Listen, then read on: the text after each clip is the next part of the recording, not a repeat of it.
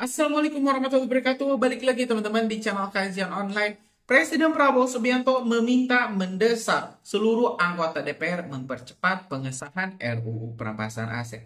Hal ini bukan tidak tanpa alasan, teman-teman. Berbagai demonstrasi besar-besaran di depan gedung DPR, di Mako Brimob, dan di berbagai wilayah-wilayah di Indonesia, tuntutannya hampir semua sama, yaitu pengesahan RUU perampasan aset.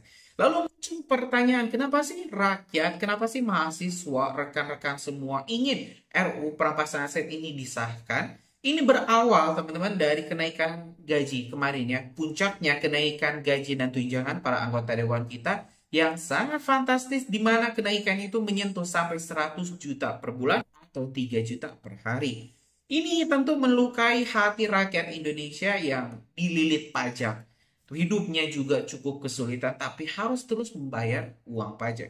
Kalau uang pajak digunakan membangun, digunakan untuk kepentingan rakyat, kan itu kita welcome saja. Tapi kalau misalnya pajak naik, gaji pejabat naik, kan itu jadi masalah. Alhasil ya demonstrasi besar-besaran kemarin di gedung DPR meletus, bahkan sampai memakan banyak korban jiwa. Salah satunya ya saudara kita almarhum Arfan yang harus ya meregang nyawa dikarenakan ulah oknum-oknum. Teman-teman, saya sebut ini oknum-oknum petugas keamanan dari Brimob yang menabrak almarhum Arfan dengan mobil rantis atau mungkin mobil barakuda.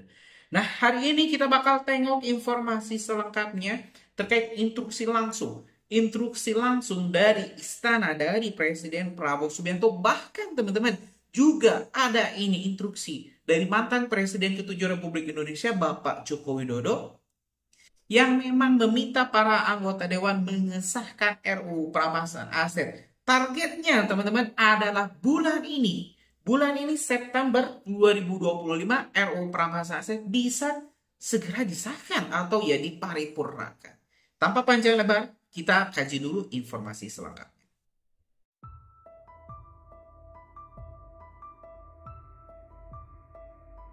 Rancangan Undang-Undang Perampasan Aset memasuki babak baru.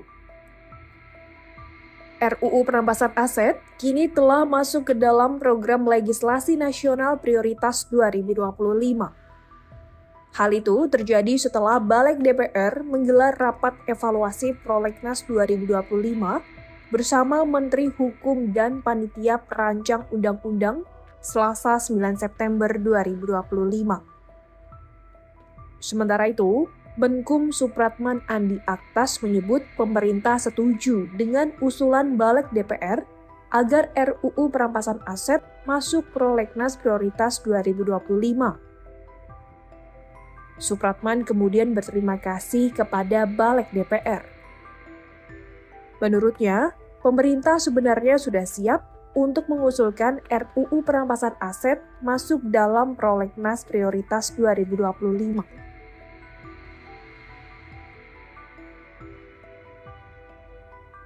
Menko Kumham Imipas Yusril Iza Mahendra mengungkapkan, Presiden Prabowo Subianto ingin RUU Perampasan Aset segera dibahas oleh DPR. Permintaan itu juga sudah disampaikan Prabowo kepada Ketua DPR, Puan Maharani.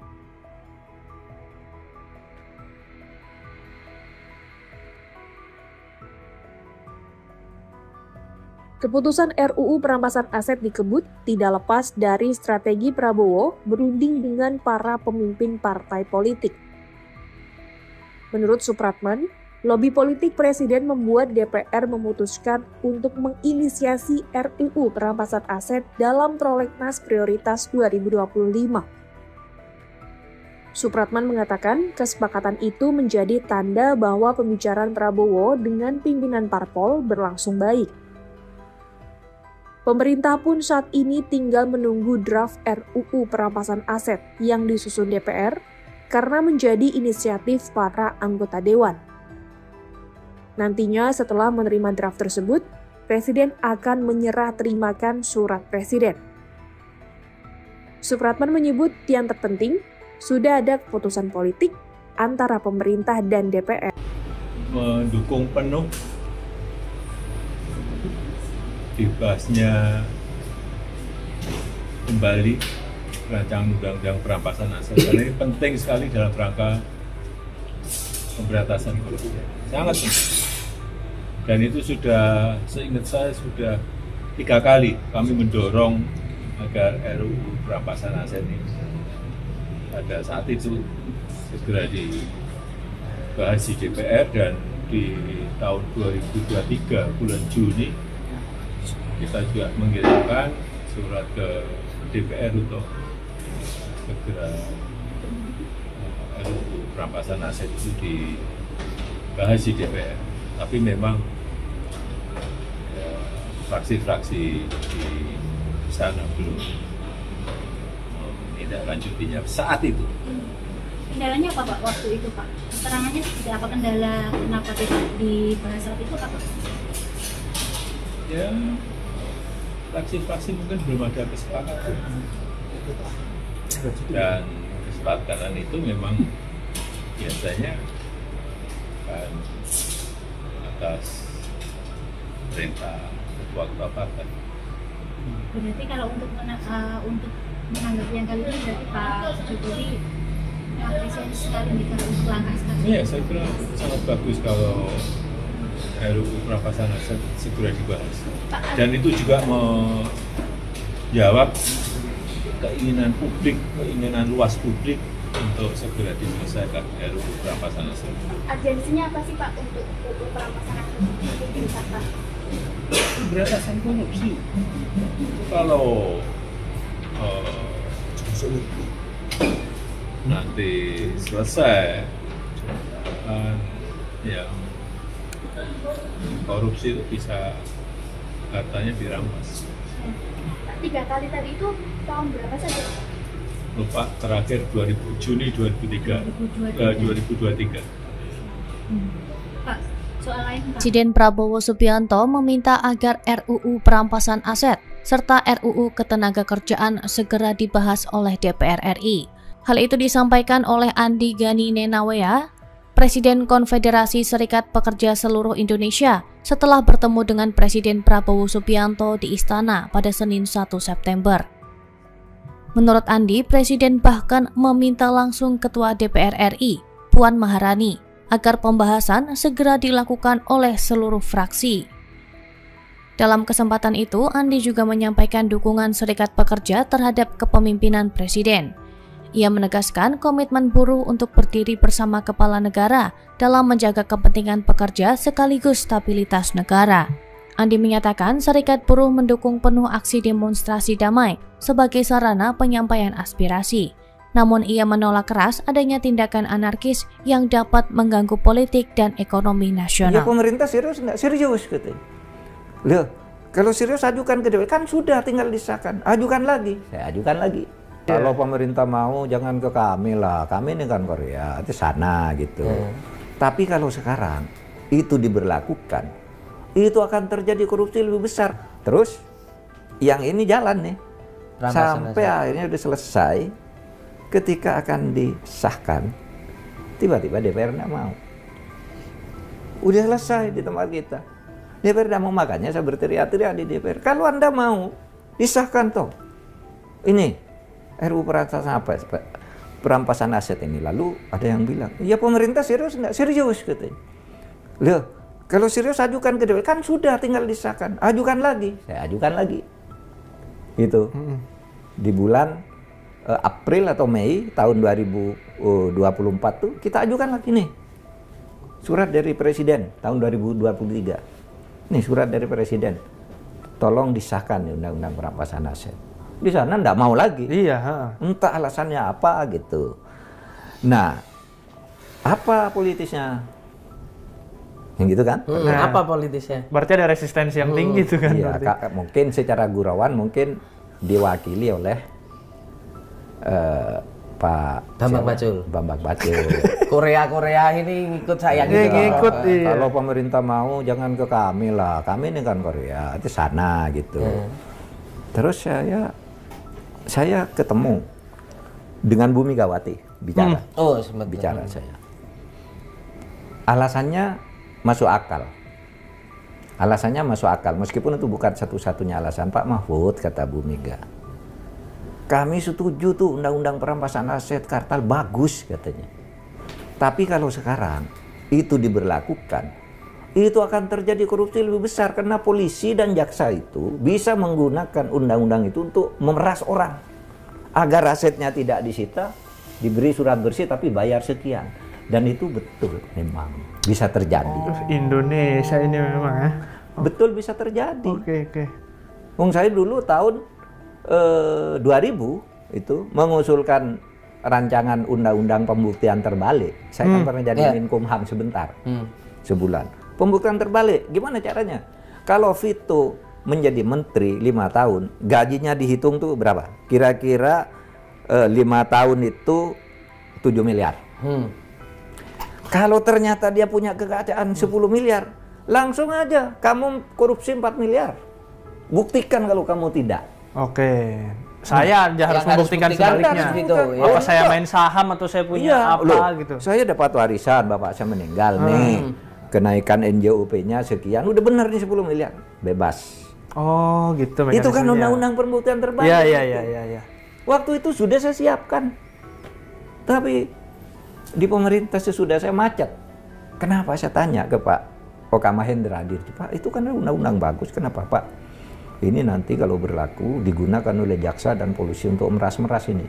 Orang punya harta banyak lalu harus dapat surat bersih dari kejaksaan bahwa ini profilnya udah cocok, ini habis Pak.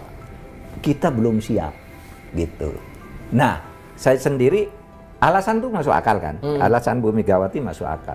Tapi tentu kalau kita mau sungguh-sungguh itu perlu dimulai. Ya anu dong polisinya ditata secara benar nih, organisasinya polisi lalu pengorganisasinya bagaimana, saling pengawasannya gimana, kan bisa dengan undang-undang perampasan aset itu. Saya karena katanya partai yang tidak setuju, saya bicara dengan Bu Mega, bagus Pak Mahfud itu, setuju saya. Tapi polisinya dulu gitu. Bu Mega kan sangat Ini jadi kayak telur sama ayam Pak Mahfud ya, apakah kita bikin makanya harus ini mana dulu yang harus dibenerin nih? Iya, fakta gitu. Jadi mungkin kita harus paham juga ya perspektif orang, bahwa apa yang kita anggap baik mungkin orang lain menganggap enggak, itu ada celahnya begitu gitu. Ini namanya demokrasi. Nah sekarang mungkin Pak Prabowo sudah menyadari itu. Iya kemarin. Ya memang susah sih kalau menunggu semuanya sempurna kan. Itu dia. Dia mau, katanya sih mau berlakukan undang-undang perampasan aset. Dia sempat menyampaikan itu ya. Kemarin di Hari Buruh kan. Hari Buruh. Mede. Nah, kita lihat artinya sudah ada, sekarang tidak perlu lagi polisi dikhawatirkan, kejaksaan. Suasana politik nasional mendadak gempar setelah Presiden Prabowo Subianto mengumumkan langkah paling mengejutkan sejak dilantiknya sebagai kepala negara. Dalam rapat terbatas di Istana Negara yang disiarkan langsung ke publik, Prabowo menegaskan pembekuan terhadap fraksi DPR yang menolak pengesahan UU perampasan aset. Suara tegasnya menggema, membuat jutaan pasang mata yang menyaksikan siaran itu terdiam. Bagi sebagian kalangan, keputusan ini adalah gebrakan berani yang selama ini ditunggu rakyat. Namun bagi pihak lain, langkah ini dinilai sebagai tindakan yang menggerus demokrasi. Riuh komentar langsung membanjiri media sosial, dengan tagar-tagar Prabowo tegas dan tagar selamatkan demokrasi bersaing di puncak trending. Gedung DPR yang biasanya dipenuhi debat sengit kini berubah menjadi lautan kebingungan dan kemarahan. Anggota fraksi yang dibekukan tampak saling berbisik, sebagian bahkan memilih meninggalkan sidang dengan wajah merah padam. Di luar gedung parlemen, ratusan orang sudah mulai berkumpul membawa spanduk dukungan pada presiden. Bersihkan DPR dari pengkhianat rakyat, teriak salah satu orator dengan pengeras suara. Namun tak jauh dari sana, kelompok penentang juga berkumpul. Mereka menilai langkah ini sebagai tanda kemunduran demokrasi Indonesia. Bentrokan verbal pun sempat terjadi di jalanan Senayan. Media televisi tak henti-henti menayangkan breaking news. Gambar Prabowo yang berdiri dengan sikap tegas, dikelilingi para menteri, terus diputar berulang-ulang. Sejumlah analis politik mengibaratkan keputusan ini sebagai bom waktu yang akan menentukan arah demokrasi Indonesia ke depan. Ada yang menyebut langkah ini brilian, ada pula yang menilai berbahaya. Kantor berita internasional pun mulai meliput situasi. Reuters dan Al Jazeera menulis bahwa Indonesia menghadapi ujian demokrasi terbesar dalam 2 dekade terakhir. Di media sosial, rakyat terbelah menjadi 2 kubu. Ada yang menyanjung Prabowo sebagai pahlawan anti korupsi, ada pula yang menyebutnya sedang membuka pintu menuju otoritarianisme. Gelombang kejut dari keputusan ini baru saja dimulai. Pertanyaan besar pun muncul, apakah Presiden mampu mengendalikan badai politik yang akan datang? UU perampasan aset sejak awal memang menuai perdebatan panjang. Undang-undang ini bertujuan memperkuat upaya pemberantasan korupsi dengan memungkinkan negara menyita harta kekayaan yang terbukti berasal dari tindak pidana. Bagi pendukungnya, UU ini adalah senjata pamungkas melawan mafia ekonomi dan politik. Namun bagi pihak penolak, UU ini berpotensi menjadi alat politik untuk menekan lawan-lawan tertentu. Dalam rapat-rapat DPR sebelumnya, beberapa fraksi sudah terang-terangan menolak dengan alasan masih banyak pasal karet. Mereka menuding pemerintah berusaha memperluas kekuasaan melalui instrumen hukum. Prabowo sejak kampanye sudah berulang kali menegaskan pentingnya UU ini. Ia menyebut, tanpa perampasan aset, pemberantasan korupsi hanya ibarat harimau ompong. Tensi politik meningkat ketika mayoritas fraksi menyetujui UU ini, namun ada beberapa yang tetap menolak. Pertentangan makin keras menjelang pengesahan, hingga akhirnya rapat paripurna berlangsung panas. Kegaduhan di ruang sidang terekam kamera televisi. Terlihat adu mulut antar anggota DPR, bahkan ada yang melempar berkas ke meja pimpinan sidang. Masyarakat yang mengikuti jalannya sidang lewat siaran langsung mengekspresikan kekesalannya di media sosial. Banyak yang menuding fraksi penolak sebagai pelindung koruptor. Namun, penolakan tak berhenti di sana. Sejumlah elit partai bahkan mengancam akan menarik dukungan dari koalisi pemerintahan bila UU tetap dipaksakan. Situasi semakin memanas ketika istana menegaskan tidak ada kompromi. UU perampasan aset harus disahkan demi kepentingan rakyat.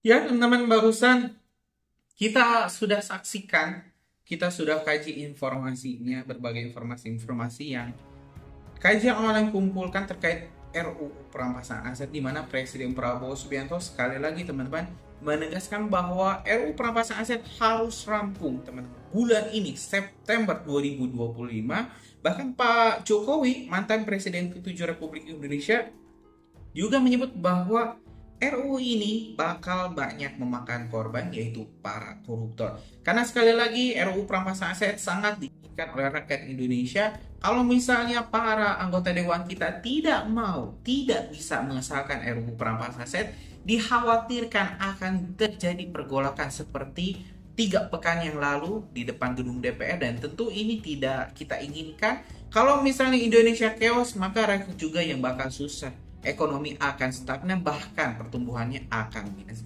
Menurut kalian, setuju nggak sih RUU perampasan aset disahkan bulan ini? Tulis pendapat kalian di kolom komentar. Dan sekali lagi terima kasih teman-teman selalu menyaksikan video informasi dari kajian online. Assalamualaikum warahmatullahi wabarakatuh.